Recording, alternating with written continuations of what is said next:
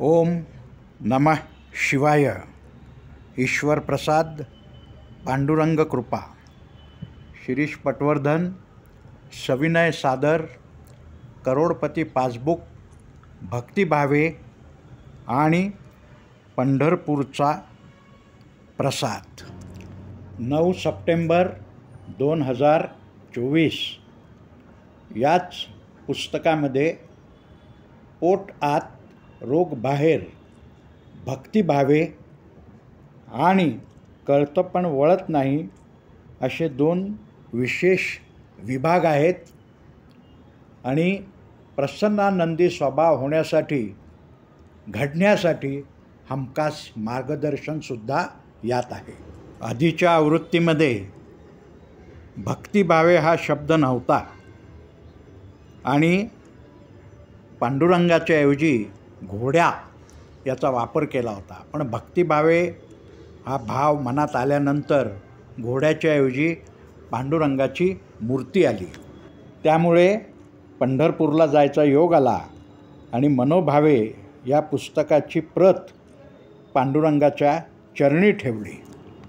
पंढरपुरात दर्शनासाठी जात असताना अचानक एका ठिकाणी 2 गाढवं दिसली आणि काय झालं माहीत नाही. मला त्या गाढवांसमवेत एक फोटो काढायचा झटका आला, लहर आली आणि मी तो फोटो काढून घेतला. मलाही कळेना की हा आपण फोटो का काढतो आहे. मग माझ्या लक्षात आलं की माझ्या सगळ्या व्याख्यानामध्ये पोटात रोग बाहेर इथे मी नेहमी प्राणी जगताचं उदाहरण देतो आणि त्यात गाढवांचा उल्लेख जरूर करतो. कारण सर्व प्राणी जगतांमध्ये जर आपण बघितलं तर सर्व प्राणी एकसारखे असतात. त्यांच्यामध्ये जाड आणि बारीक हा प्रकार नसतो.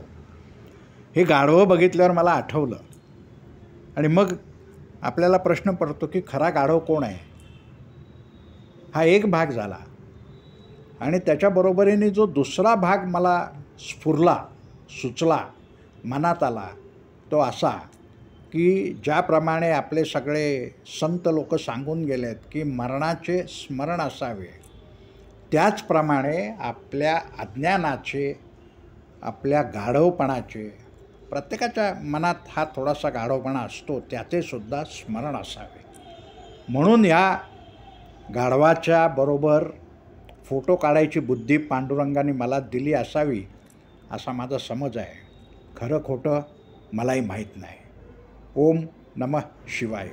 आणि शेवटी नाहम करता हरि करता, हरि करता ही केवलम. श्रीराम.